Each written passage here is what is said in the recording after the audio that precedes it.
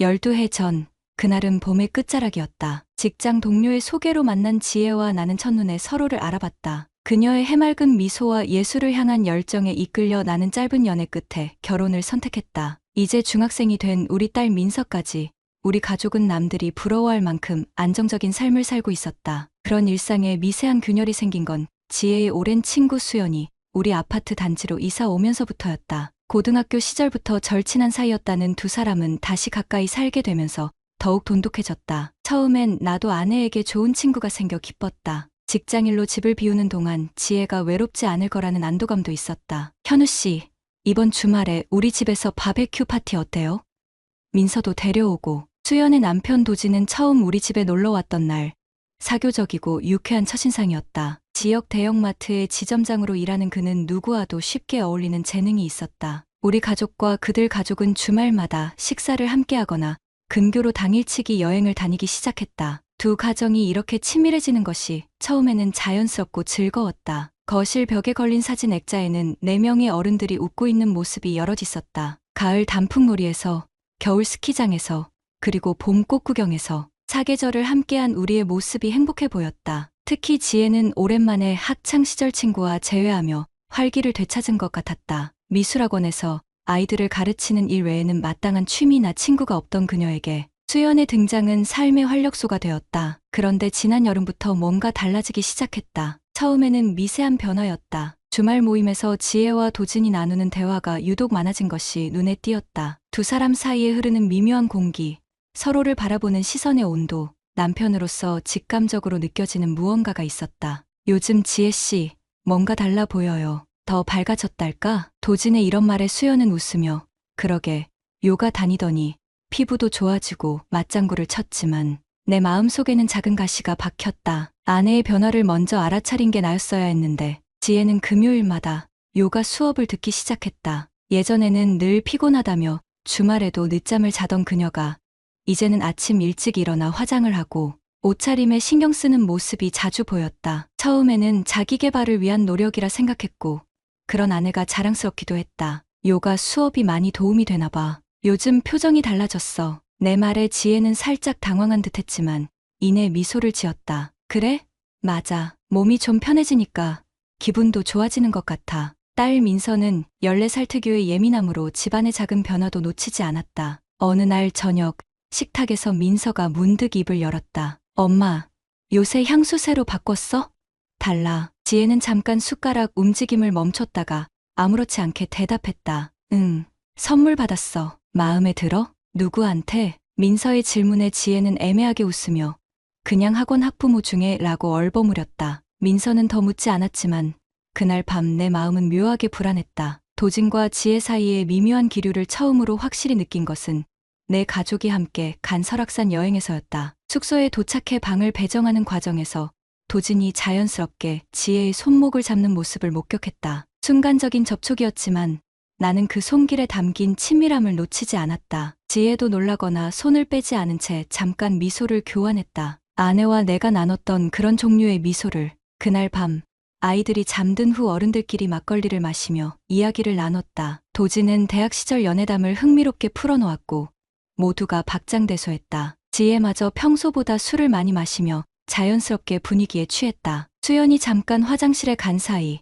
도진이 지혜에게 술을 따라주는 모습이 눈에 들어왔다. 그리고 그들이 주고받은 시선은 분명 일반적인 친구 사이의 것이 아니었다. 귀가 후 지혜는 평소보다 SNS 확인에 집중하는 모습을 보였다. 예전에는 잘 사용하지 않던 메신저 앱을 자주 들여다보았고 가끔은 휴대폰을 들고 베란다나 화장실로 향할 때도 있었다. 아내의 비밀번호가 언제부터인가 바뀌어 있다는 것도 알게 되었다. 회사에서 영업 목표에 집중하기가 점점 어려워졌다. 매일 밤 지혜가 잠든 후 천장을 바라보며 스스로에게 질문했다. 내가 너무 예민한 건가?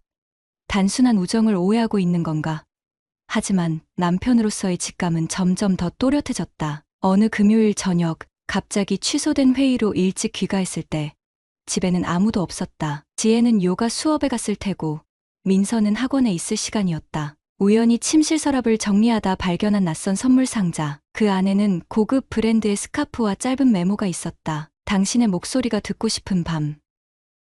그 순간 내 가슴 속에 피어오른 의심은 더 이상 밀어낼 수 없는 현실이 되었다. 그리고 며칠 후 우연히 마주친 마트 주차장에서의 장면은 그 의심을 확신으로 바꾸었다. 근무 중이어야 할 도진의 차 안에서 나오는 지혜의 모습을 그녀는 놀란 표정으로 잠시 굳어버렸고 나는 아무 말도 하지 못한 채 그 자리에 서 있었다. 이제 우리 가정의 평화로운 일상에는 돌이킬 수 없는 균열이 생겼다. 그리고 그 균열은 점점 더 깊어질 것임을 직감했다. 주차장에서 목격한 지혜와 도진의 모습 이후 나는 며칠 동안 그들을 직접 대면하지 않았다. 회사 일을 핑계로 늦게 귀가했고 주말 모임도 바쁘다며 불참했다. 속으로는 분노와 배신감이 끌어올랐지만 아직은 침착함을 유지하고 싶었다. 무엇보다 확실한 증거가 필요했다. 그동안 지혜의 행동은 더욱 수상해졌다. 평소라면 내가 늦게 들어오면 걱정하며 연락했을 텐데 이제는 오히려 안도하는 듯했다. 나의 무관심이 그녀에게 더 많은 자유를 준 셈이었다. 수요일 저녁 식탁에 마주 앉은 우리 가족은 이전과 같은 모습처럼 보였지만 실상은 이미 무너져 내리고 있었다. 아빠, 엄마는 내일도 요가 수업 있대. 우리 둘이서 저녁 먹을래? 민서의 말에 지혜는 미세하게 긴장한 표정을 지었다. 나는 담담하게 대답했다. 그래.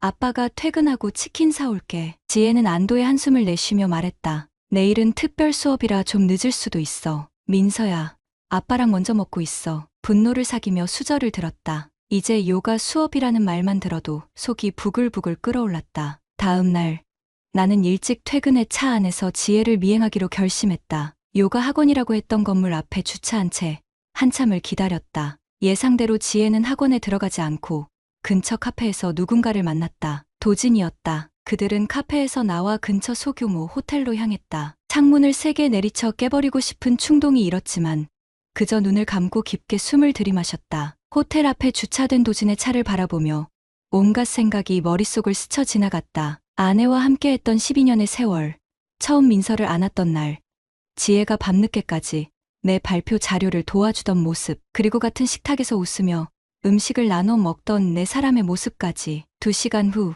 지혜가 호텔에서 나오는 모습을 멀리서 지켜봤다. 그녀의 얼굴에는 죄책감도 부끄러움도 없어 보였다. 오히려 어딘가 생기 넘치는 표정이었다. 도진이 그녀의 어깨에 가볍게 손을 올리고 귓가에 뭔가를 속삭이자 그녀는 웃음을 터뜨렸다. 그 친밀함이 나를 더욱 아프게 했다. 집으로 돌아가는 길, 운전대를 잡은 손이 떨려왔다. 어떻게 대처해야 할지 머릿속이 혼란스러웠다. 지혜를 당장 추궁해야 할까?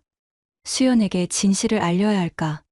아니면 모든 것을 모른 척하며 시간을 두고 지켜봐야 할까? 내가 선택한 것은 세 번째 방법이었다. 침착하게 더 많은 증거를 모으면서. 집에 도착했을 때 민서는 이미 자신의 방에서 숙제를 하고 있었다. 문틈으로 보이는 그 아이의 뒷모습이 유독 외로워 보였다. 14살 소녀가 미처 이해하지 못할 복잡한 감정과 상황에 그 아이를 어떻게 끌어들일 수 있을까? 민서가 이 상황을 알게 되면 받을 상처를 생각하니 가슴이 더욱 아팠다. 아빠, 들어왔어? 민서의 방문을 조심스레 열었다. 책상에 앉아 수학 문제를 풀고 있던 민서가 고개를 들었다. 응. 치킨은 어디 있어? 아, 미안해. 오늘은 회사 일이 좀. 지금 시킬까? 민서는 짧게 한숨을 내쉬었다. 됐어. 엄마가 일찍 들어온대. 같이 먹자고. 그 말을 듣는 순간 머릿속이 하얘졌다. 지혜가 일찍 들어온다고?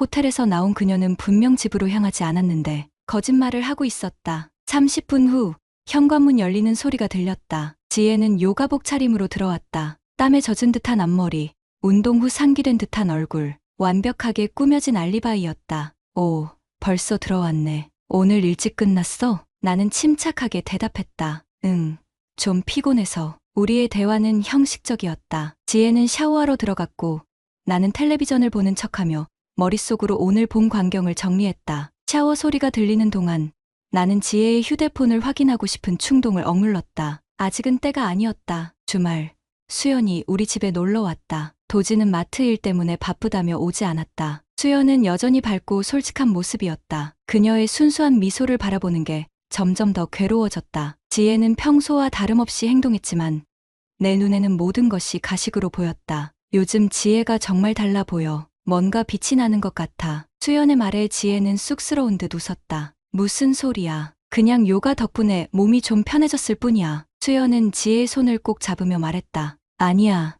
정말 달라.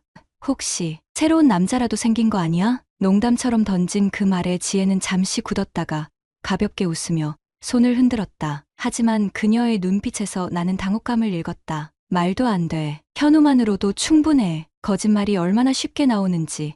그녀의 변한 모습에 나는 점점 더 낯설음을 느꼈다. 그날 밤 나는 처음으로 지혜의 휴대폰을 몰래 확인했다. 비밀번호가 바뀌어 있었지만 민서의 생일을 넣어보니 열렸다. 메시지 앱에서 도진과의 대화는 찾을 수 없었다. 하지만 삭제된 사진들을 복구하는 앱을 통해 몇 장의 사진을 발견했다. 두 사람이 함께 찍은 셀카, 내가 모르는 식당에서의 모습, 그리고 도진이 지혜에게 보낸 것으로 보이는 꽃다발 사진까지. 가슴이 무너져 내렸다. 부정하고 싶었던 현실이 차가운 증거로 내 앞에 놓여 있었다. 나의 아내와 친구의 남편, 서로를 너무 잘 아는 두 가정 사이에서 벌어진 배신의 드라마. 그 다음 날 지혜는 주말 미술 워크숍을 핑계로 아침 일찍 집을 나섰다. 나는 민서에게 잠시 친구 집에 다녀오라고 부탁했다. 홀로 남겨진 집안은 무거운 침묵에 잠겼다. 소파에 앉아 생각에 잠겼다. 12년의 결혼 생활 중 처음 겪는 이런 배신감에 어떻게 대처해야 할지 막막했다. 분명한 것은 이 상황이 단순한 일시적 감정이 아니라는 점이었다. 지혜와 도진의 관계는 이미 상당히 깊어진 것으로 보였다. 창밖으로 보이는 가을 하늘은 맑고 푸르렀다. 평화로운 주말 아침,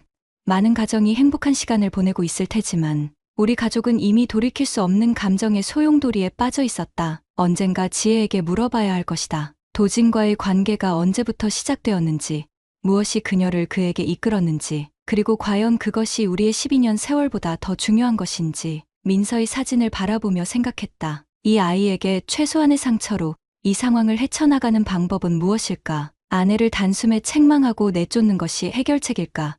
아니면 대화를 통해 복구할 수 있는 관계인가? 내 마음 한편에서는 여전히 희미한 희망이 살아있었다. 어쩌면 이것은 지혜의 일시적인 혼란일지도 모른다는. 하지만 휴대폰의 사진들과 호텔 앞에서 본 그들의 모습은 너무도 선명했다. 머리로는 이미 끝났다는 것을 알면서도 가슴은 여전히 부정하고 싶어 했다. 아내를, 우리의 가정을, 그리고 함께한 시간을, 증거를 확보한 다음 날, 나는 아침 일찍 일어났다. 지혜는 여전히 평화롭게 자고 있었다. 그녀의 잠든 얼굴을 바라보며 생각했다. 이 얼굴이, 이 사람이 나를 배신했다니, 내게 거짓말을 하며 다른 남자를 만났다니. 가슴 속에서 분노와 슬픔이 뒤엉켰다. 우리가 함께 쌓아온 기억들이 한순간에 오염되는 느낌이었다. 민서의 방문을 조심스레 열어 확인했다. 늦잠을 자는 주말 아침, 평온한 모습으로 잠든 딸의 얼굴이 내 마음을 더욱 무겁게 했다. 가정의 붕괴가 이 아이에게 어떤 상처를 남길지 생각하니 가슴이 찢어질 듯했다. 거실로 나와 어제 발견한 증거들을 다시 확인했다. 지혜의 휴대폰에서 복구한 사진들, 호텔 영수증, 그리고 도진이 보낸 메시지가 담긴 스크린샷까지. 모든 것이 명백했다. 더 이상 눈을 감을 수 없는 현실이었다. 아침 식사 시간, 지혜는 평소와 다름없이 우리에게 토스트와 계란을 준비했다. 그녀의 태연한 모습에 속으로 분노가 치밀어 올랐지만 민서 앞에서는 평소와 같이 행동하려 노력했다. 오늘 저녁에는 뭐 먹을까? 민서야, 너 먹고 싶은 거 있어? 지혜의 물음에 민서는 무심히 대답했다. 난 상관없어. 아빠가 먹고 싶은 거 먹자. 평소라면 즉각 대답했을 질문에 나는 잠시 생각에 잠겼다. 민서가 의아한 표정으로 나를 바라봤다. 아, 그래. 오늘은 집에서 간단히 먹자. 식사를 마친 후 민서는 친구와 영화를 보러 나갔다. 드디어 지혜와 단둘이 남겨진 순간 긴장감이 방 안을 가득 채웠다. 지혜는 설거지를 하며 뭔가 흥얼거리고 있었다. 마치 아무 일도 없는 것처럼. 지혜야. 내 목소리가 예상보다 더 무거웠다. 지혜는 뒤돌아보며 미소 지었지만 내 표정을 보고 점차 굳어갔다. 왜 그래? 무슨 일 있어? 도진과 너 사이에 무슨 일이 있는 거야? 질문을 던진 순간 지혜의 얼굴에서 혈색이 빠져나가는 것이 보였다. 하지만 그녀는 즉시 평정을 되찾으려 노력했다. 무슨 말도 안 되는 소리야? 도진이랑 나는 그냥 친구 사이야. 수연이 내 오랜 친구니까 자연스럽게 가까워진 것뿐이야. 그녀의 부정이 오히려 내 확신을 강화했다. 주머니에서 휴대폰을 꺼내 복구된 사진들을 보여주었다. 이건 설명할 수 있어? 지혜의 얼굴이 하얗게 변했다. 그녀의 손이 떨리는 것이 보였다. 순간 마음이 약해졌다. 아내를 이렇게 몰아붙이는 게 옳은 일일까? 하지만 이내 떠오른 호텔 앞 장면이 내 마음을 다시 단단하게 만들었다. 그건 단순한 오해야. 우리는 그냥 거짓말 그만해. 지난주 목요일 너희 둘이 미소 호텔에 들어가는 거 직접 봤어. 지혜는 그 말에 완전히 얼어붙었다. 더 이상 변명할 여지가 없었다. 그녀의 눈에서 눈물이 흘러내렸다. 미안해. 정말 미안해. 내가 어떻게 이런 짓을. 그녀의 사과가 오히려 더 큰 분노를 불러일으켰다. 12년 결혼 생활이 미안해라는 말 한마디로 해결될 수 있을까? 언제부터였어? 그리고 왜? 내가 뭘 잘못했길래? 목소리가 떨렸다. 지혜는 주저앉아 얼굴을 가렸다. 6개월 전, 설악산 여행 때부터 당신이 잘못한 건 아무것도 없어. 그냥 나도 모르게 빠져들었어. 도진이 계속 관심을 보이고 내가 원하던 방식으로 나를 바라봐주고 그녀의 고백은 나를 더욱 아프게 했다. 설악산 여행, 우리 4명이 행복하게 웃으며 찍은 사진 속 순간부터 이미 배신은 시작되고 있었다. 당신 정말 이기적이구나. 민서는 우리 딸은 생각해봤어? 수연은 그녀는 너의 가장 오랜 친구잖아. 이 말에 지혜는 더욱 격렬히 흔이었다. 생각했어. 매일 밤 괴로웠어. 하지만 그 감정을 어떻게 통제해야 할지 몰랐어. 지혜의 고백은 계속되었다. 처음에는 단순한 호감이었던 것이 점차 깊어져 서로를 속이면서까지 만남을 계속하게 되었다는 것. 몇 번이고 그만두려 했지만 결국 감정에 이끌려 실패했다는 것. 내가 가족을 위해 회사 일에 매달리는 동안 그녀는 외로움과 허전함을 느꼈다는 것. 변명으로 들렸다. 모든 가장들이 겪는 희생과 노력을 외로움으로 포장해 불륜의 정당화로 삼다니. 도진과 어떻게 할 생각이야? 지혜는 잠시 침묵했다가 작은 목소리로 대답했다. 모르겠어. 그도 가족이 있고 우리도. 그녀의 말이 중간에 끊겼다. 여전히 결정을 내리지 못한 모습이 더욱 화가 났다. 수연에게 말할 거야? 나의 질문에 지혜는 공포에 질린 얼굴로 고개를 저었다. 제발 그러지 마. 수연이 알면 모든 게 끝나버려. 이미 끝났어. 내가 도진과 호텔에 들어간 순간부터 그렇게 첫 대면은 끝이 났다. 지혜는 방에 틀어박혔고 나는 거실 소파에 앉아 다음 행동을 고민했다. 수연에게 진실을 알려야 할까? 도진을 직접 만나 대화해야 할까? 아니면 모든 것을 덮고 가정을 지켜야 할까? 민서가 돌아왔을 때 우리는 서로 다른 방에 있었다. 그날 저녁 우리 셋은 어색한 침묵 속에서 식사를 했다. 민서는 분위기를 감지했는지 조용히 자신의 방으로 들어갔다. 그날 밤 처음으로 소파에서 잠을 청했다. 아내와 같은 침대에서 잘 수 없었다. 새벽녘 문득 민서의 방에서 소리가 들렸다. 조심스레 문을 열자 민서가 책상에 앉아 무언가를 쓰고 있었다. 못 자고 있었어? 민서는 깜짝 놀라 고개를 돌렸다. 그녀의 눈은 붉어져 있었다. 그냥 숙제 좀 하고 있었어. 내 딸의 얼굴에 드리워진 불안과 혼란을 보며 마음이 무너졌다. 민서는 이미 무언가를 감지하고 있었다. 괜찮아. 무슨 고민 있니? 민서는 잠시 망설이다가 입을 열었다. 아빠, 엄마랑 무슨 일 있어? 요즘 너무 이상해. 그 질문에 어떻게 대답해야 할지 몰랐다. 솔직하게 말해야 할까? 아니면 보호해야 할까? 약간의 오해가 있었어. 곧 해결될 거야. 민서는 고개를 끄덕였지만 완전히 안심하지 못한 표정이었다. 나는 그저 그녀의 머리를 쓰다듬고 나왔다. 다음 날 수연에게서 전화가 왔다. 다음 주말에 두 가족이 함께 식사하자는 제안이었다. 목소리만으로도 그녀의 순수한 열정이 느껴졌다. 이 전화 너머의 여성은 자신의 남편과 친구가 불륜 관계라는 사실을 전혀 모르고 있었다. 다음에 봐요. 지혜랑 민서도 같이요. 수연의 밝은 목소리가 더욱 괴롭게 들렸다. 이런 상황에서 내 사람이 같은 식탁에 앉는 건 상상할 수 없었다. 수연 씨, 사실 나 요즘 회사 일도 바쁘고 민서도 시험 준비 중이라 억지로 핑계를 대며 자리를 피했다. 하지만 언제까지 이렇게 피할 수는 없을 터였다. 결국 선택해야 할 것이다. 진실을 밝히고 모든 것을 무너뜨릴 것인지 아니면 비밀을 간직한 채 불완전한 가정을 유지할 것인지. 그리고 다음 날 예상치 못한 전화 한 통이 모든 결정을 앞당기게 만들었다. 도진이었다. 그는 만남을 요청했다. 아내의 남자가, 친구의 남편이, 배신자가 나를 만나고 싶어 했다. 망설임 끝에 동의했다. 마침내 그를 직접 마주하고 모든 것을 정리할 시간이 온 것이다. 도진과의 만남 약속은 금요일 저녁으로 잡혔다. 그는 직장에서 멀지 않은 조용한 호프집을 제안했다. 그곳은 우리 4사람이 함께 즐겁게 술잔을 기울였던 곳이기도 했다. 아이러니하게도 행복했던 추억의 장소에서 모든 것을 무너뜨리는 대화를 나누게 된 것이다. 도착했을 때 도진은 이미 자리에 앉아 있었다. 평소의 활기찬 모습은 온데간데 없고 초췌한 얼굴로 맥주잔을 만지작거리고 있었다. 나를 발견하자 그는 어색하게 고개를 끄덕였다. 그의 눈에서는 부끄러움보다는 당혹감이 더 크게 느껴졌다. 자리에 앉자 무거운 침묵이 흘렀다. 첫 마디를 꺼내기가 어려웠다. 결국 도진이 먼저 입을 열었다. 현우 씨, 우선 정말 미안하다는 말부터 해야 할 것 같아요. 예상했던 사과였지만 실제로 들으니 화가 치밀었다. 미안하다는 말 한마디가 무엇을 해결할 수 있을까? 나는 차가운 시선으로 그를 바라볼 뿐이었다. 이건 처음부터 계획한 일이 아니었어요.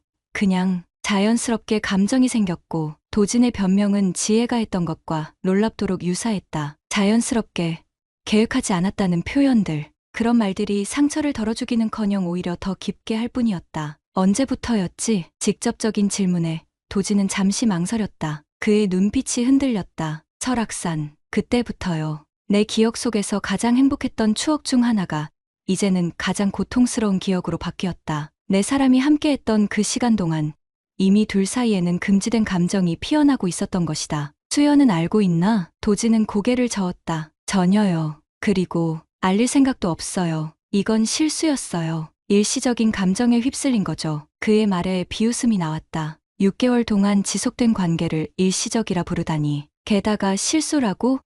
수십 번의 거짓말과 배신을 단순한 실수로 포장하는 뻔뻔함에 분노가 치밀었다. 당신들의 실수 때문에 두 가정이 무너지고 있다는 걸 알아? 도진은 초조하게 손을 비비며 말했다. 현우 씨, 제발 수연에겐 말하지 말아요. 우리 가족도 생각해주세요. 아이들이. 그의 간절한 요청이 역설적으로 들렸다. 자신의 가족은 생각하면서 내 가족은 생각하지 않았던 그가 이제 와서 가족을 핑계 대다니. 이제 와서 가족 타령이냐?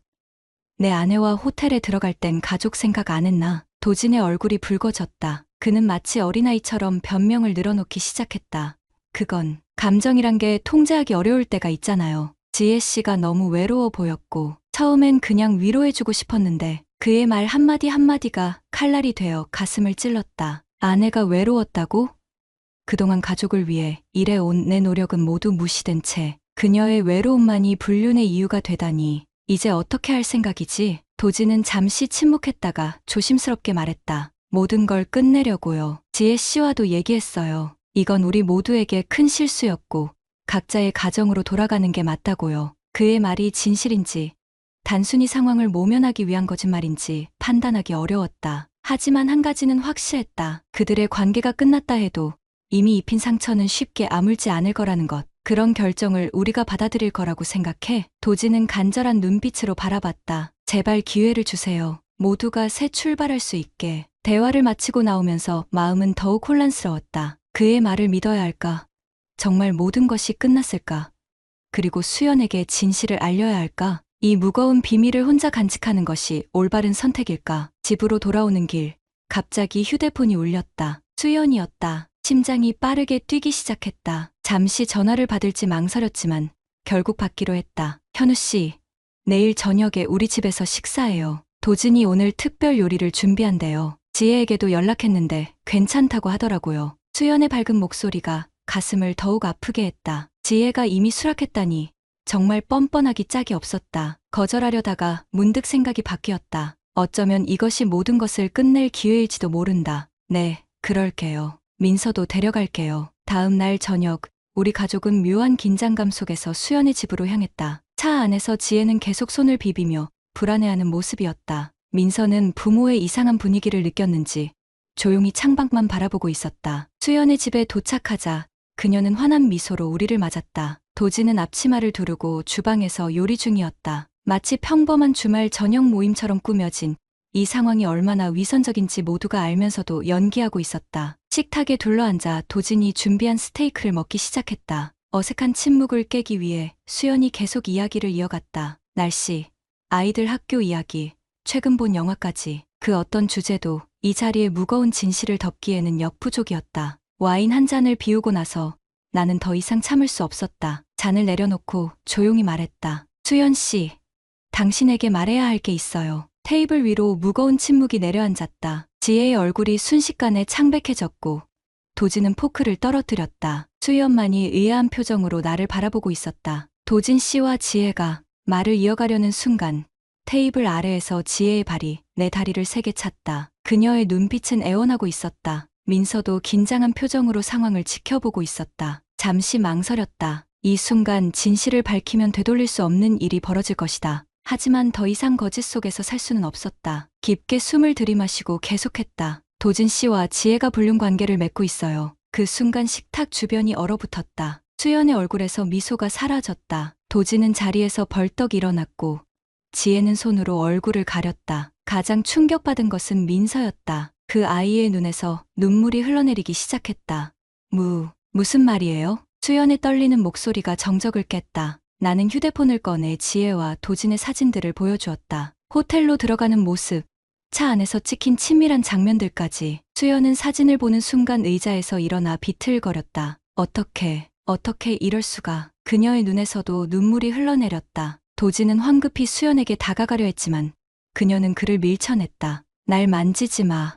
감히. 내 가장 소중한 친구와. 수연의 절규가 집 안을 가득 채웠다. 민서는 울음을 참지 못하고 밖으로 뛰쳐나갔다. 나는 딸을 따라 나가려 했지만 지혜가 먼저 일어났다. 민서야. 하지만 민서는 엄마의 부름에도 멈추지 않고 계단을 뛰어내려갔다. 그 순간 갑자기 비명소리가 들렸다. 모두가 놀라 계단으로 달려갔다. 민서가 계단에서 미끄러져 넘어진 것이다. 다행히 큰 부상은 아니었지만 그 아이의 눈에 담긴 상처는 너무 깊어 보였다. 집으로 돌아오는 차 안에서 우리 세 사람은 아무 말도 하지 않았다. 오직 민서의 흐느끼는 소리만이 공간을 채웠다. 지혜는 몇 번이고 민서에게 다가가려 했지만 그때마다 민서는 몸을 움츠렸다. 집에 도착해 민서가 자신의 방으로 들어간 후 지혜와 나는 거실에서 마주 앉았다. 그녀의 눈은 붉게 부어 있었다. 정말 그렇게 해야 했어. 민서 앞에서. 지혜의 목소리에는 원망이 가득했다. 하지만 나는 더 이상 그녀의 감정에 휘둘리지 않기로 했다. 내가 그렇게 만든 거야. 내가 선택한 결과야. 지혜는 흐느끼며 말했다. 난 정말 미쳤었나 봐. 어떻게 이런 짓을. 민서가 날 어떻게 볼까. 그녀의 후회가 너무 늦었다는 생각이 들었다. 이미 돌이킬 수 없는 상처가 우리 모두에게 새겨졌다. 이혼하자. 내 단호한 말에 지혜는 고개를 들었다. 그녀의 눈에는 공포와 절망이 가득했다. 현우야, 한 번만 기회를 줘. 내가 정말 미안해. 다시는. 나는 고개를 저었다. 이미 늦었어. 우리 사이의 신뢰는 완전히 무너졌어. 그리고 수연. 그녀도 영원히 너를 용서하지 않을 거야. 그날 밤 민서의 방 앞에서 한참을 서성였다. 문 너머로 들리는 흐느낌 소리에 가슴이 찢어질 듯했다. 노크를 하고 조심스레 들어가니 민서는 침대 위에 웅크리고 있었다. 괜찮아? 민서는 눈물로 범벅된 얼굴로 나를 바라봤다. 아빠, 우리 이제 어떻게 되는 거야? 그 질문에 명확한 답을 줄 수 없었다. 그저 딸을 품에 안고 속삭였다. 아빠는 항상 내 곁에 있을 거야. 무슨 일이 있어도. 이틀 후 수연에게서 연락이 왔다. 그녀는 도진과 별거 중이며 변호사를 만났다고 했다. 그리고 도진이 이미 다른 여성과도 관계가 있었다는 충격적인 사실을 알게 되었다고. 도진의 배신은 지혜에게만 국한된 것이 아니었던 것이다. 폭로 이후 3개월이 흘렀다. 가을이 깊어가는 11월의 어느 날, 법원 앞에 서 있는 내 모습이 낯설게 느껴졌다. 오늘은 도진을 상대로 한 위자료 청구 소송의 첫 재판이 있는 날이었다. 지혜와의 이혼은 이미 한 달 전에 성립되었다. 예상보다 순탄하게 진행된 이혼 과정. 지혜는 모든 재산 분할과 양육권 문제에서 자신의 몫을 주장하지 않았다. 그녀의 죄책감이 만들어낸 결과였을까? 법원 복도에서 마주친 수연은 많이 야위어 있었다. 한때 활기차고 밝았던 그녀의 얼굴에는 이제 짙은 그림자가 드리워져 있었다. 우리는 말없이 고개를 끄덕이며 인사를 나눴다. 수연도 도진과의 이혼 소송 중이었고 오늘은 우연히도 같은 날 재판이 잡힌 것이다. 민서는 어떻게 지내요? 수연의 목소리는 예전보다 한층 가라앉아 있었다. 그녀의 질문에 잠시 생각에 잠겼다. 민서는 지난 몇 달간 힘든 시간을 보냈다. 학교 성적은 급격히 떨어졌고 친구들과의 만남도 줄었다. 방에 틀어박혀 있는 시간이 길어졌다. 하지만 최근에는 조금씩 나아지는 모습을 보이고 있었다. 조금씩 적응해가고 있어요. 상담도 받고 있고요. 수연의 눈에 순간 눈물이 맺혔다. 그녀는 민서를 자신의 조카처럼 여겼었다. 두 가족이 얼마나 가깝게 지냈는지를 생각하면 이렇게 서로 어색하게 마주한 상황이 더욱 비현실적으로 느껴졌다. 현우 씨, 가끔 생각해요. 왜 하필 우리 가족이었을까? 왜 하필 지혜였을까? 그녀의 말에 답할 수 없었다. 나 역시 수없이 되물었던 질문이었으니까. 왜 하필 가장 가까운 친구와 그녀의 남편이었을까? 단순한 외도라면 어쩌면 조금 덜 아팠을까? 법정에서 도진은 끝까지 책임을 회피하려 했다. 일시적인 판단착오였다. 서로 동의한 관계였다며 자신의 잘못을 최소화하려 했었다. 그의 변호사는 지혜와의 관계가 단발적이었으며 깊은 감정적 유대는 없었다고 주장했다. 모든 말이 거짓이라는 것을 알면서도 나는 그저 담담하게 증거들을 제시할 뿐이었다. 호텔 영수증, 메시지 내용, 사진들, 그리고 마지막으로 지혜에 잡힐 진술서. 재판이 끝나고 법원을 나오는 길에 뜻밖의 인물과 마주쳤다. 지혜였다. 그녀는 멀리서 우리를 지켜보다가 천천히 다가왔다. 예전의 화려한 모습은 온데간데 없고 수수한 차림에 화장기 없는 얼굴이었다. 눈 밑에 다크서클이 선명했다. 잠깐 시간 있어? 지혜의 목소리는 떨리고 있었다. 수연은 그녀를 보자마자 굳은 얼굴로 자리를 피했다. 수연에게 지혜는 이제 영원히 돌아올 수 없는 친구가 되어버렸다. 근처 공원 벤치에 앉았다. 한동안 침묵이 이어졌다. 낙엽이 바람에 날려 우리 발치에 쌓였다. 지난 10여 년의 추억들도 이렇게 차곡차곡 쌓였다가 한순간에 바람에 흩어져 버린 것 같았다. 민서, 보고 싶어. 지혜의 첫마디는 딸에 관한 것이었다. 이혼 후 지혜는 도심에서 떨어진 작은 원룸으로 이사했다. 양육권은 내게 있었지만 지혜의 면접 교섭권은 보장되어 있었다. 그러나 민서가 엄마를 만나기를 거부하면서 3달 동안 둘은 만나지 못했다. 민서가 아직 준비가 안 된 것 같아. 내 말에 지혜는 고개를 떨궜다. 그녀의 어깨가 가늘게 떨리는 것이 보였다. 내가 정말 다 망쳤구나. 그녀의 후회가 너무 늦었다는 생각이 들었다. 모든 것이 무너진 후의 후회는 무슨 의미가 있을까? 하지만 그녀의 슬픔이 진심이라는 것만은 알 수 있었다. 요즘 어떻게 지내? 형식적인 질문이었지만 지혜는 진지하게 대답했다. 시골에 있는 작은 미술학원에서 일하고 있어. 처음부터 다시 시작하는 중이야. 그녀의 대답에 의외로 마음이 조금 누그러졌다. 적어도 그녀는 삶을 포기하지 않고 새롭게 시작하려 하고 있었다. 도진과는 달리 도진이랑은 연락해. 지혜의 눈빛이 흔들렸다. 그녀는 고개를 저었다. 그날 이후로 한 번도 그가 다른 여자들도 있었다는 거 나중에 알았어. 도진의 배신은 지혜에게도 이중의 상처를 남겼던 것이다. 그가 그녀에게 특별한 감정이 있었다고 속삭였던 말들이 모두 거짓이었음을 알게 된 순간 지혜는 자신의 어리석음을 뼈저리게 깨달았을 것이다. 정말 미안해. 우리 가족을, 수연이를 모두 배신해서 더 이상의 사과는 의미가 없었다. 이미 일어난 일을 되돌릴 수는 없으니까 그저 앞으로 각자의 길을 걸어가야 할 뿐이었다. 가봐야 할 것 같아. 민서가 기다릴 거야. 자리에서 일어나려는데 지혜가 내 팔을 잡았다. 현우야, 민서한테만이라도 내가 얼마나 미안한지, 얼마나 그 아이를 사랑하는지 전해줘. 고개를 끄덕였다. 그것만은 약속할 수 있었다. 아무리 지혜가 저지른 실수가 크다 해도 그녀는 여전히 민서의 어머니였으니까. 집으로 돌아오는 길, 민서와의 대화를 생각했다. 어떻게 하면 이 어린 소녀에게 복잡한 어른들의 세계를 설명할 수 있을까? 어떻게 하면 그녀가 받은 상처를 조금이라도 덜어줄 수 있을까? 현관문을 열자 민서가 숙제를 하고 있었다. 그 아이는 요즘 부쩍 어른스러워진 것 같았다. 상처는 때로 사람을 더 빨리 성장시키는 것일까? 아빠, 재판 어땠어? 민서의 직설적인 질문에 놀랐다. 그동안 재판에 대해서는 일부러 언급하지 않았는데 그냥 필요한 절차였어. 민서는 잠시 고민하다가 말했다. 엄마, 거기 있었어? 순간 망설였다. 거짓말을 해야 할까? 하지만 이제 더 이상의 거짓말은 우리 관계를 해칠 뿐이었다. 응, 있었어. 너에게 안부 전해달래. 민서의 눈에 잠시 감정이 번뜩였다가 사라졌다. 그 아이는 고개를 돌려 창밖을 바라봤다.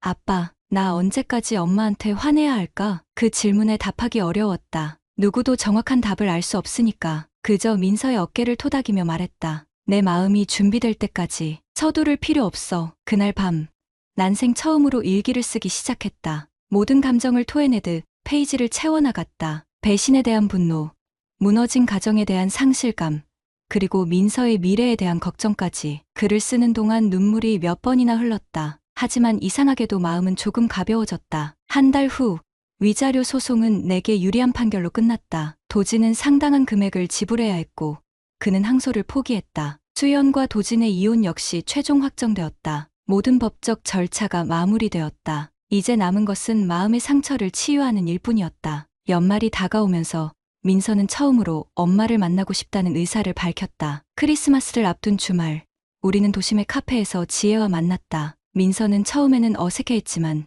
조금씩 대화를 이어나갔다. 완전한 화해는 아니었지만 작은 시작이었다. 집으로 돌아오는 길, 민서가 물었다. 아빠, 우리 다시 예전처럼 될 수 있을까? 솔직한 대답을 해야 했다. 예전과 완전히 같을 수는 없을 거야. 하지만 새로운 방식으로 행복해질 수 있어. 민서는 잠시 생각에 잠겼다가 고개를 끄덕였다. 크리스마스 이브.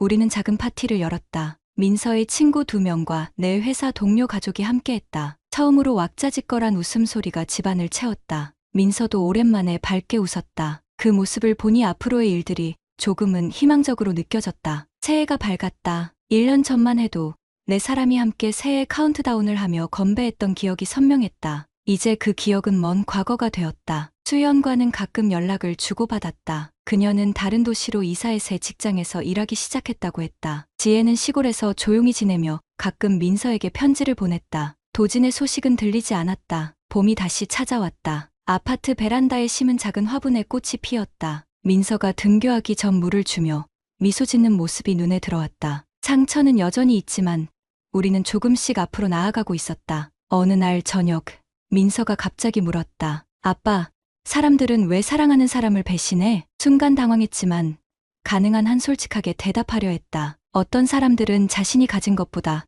더 많은 것을 원해. 그리고 그 과정에서 정말 소중한 것을 잃어버리기도 해. 민서는 잠시 생각에 잠겼다. 그럼 엄마는? 깊은 숨을 들이마셨다. 엄마도 순간적인 감정에 이끌려 큰 실수를 했어. 하지만 그렇다고 엄마가 널 사랑하지 않는 건 아니야. 민서는 고개를 끄덕였다. 그 아이의 눈에는 이제 조금 더 깊은 이해가 담겨 있었다. 그날 밤, 오랜만에 창문을 활짝 열고 밤하늘을 바라봤다. 별들이 유난히 선명해 보였다. 지난 1년간의 고통과 혼란을 생각하니 감정이 복잡했다. 하지만 한 가지 확실한 것은 우리가 서서히 치유되고 있다는 사실이었다. 사랑과 배신, 그리고 용서의 경계에서 우리는 각자의 방식으로 앞으로 나아가고 있었다. 완벽한 결말은 없었다. 다만 상처를 안고 살아가는 법을 배워가는 과정이 있을 뿐이었다. 그리고 어쩌면 그것이 인생의 본질인지도 모른다. 구독자님들, 다른 분들과 함께 의견 나눠보세요. 저도 읽어보며 소통하겠습니다.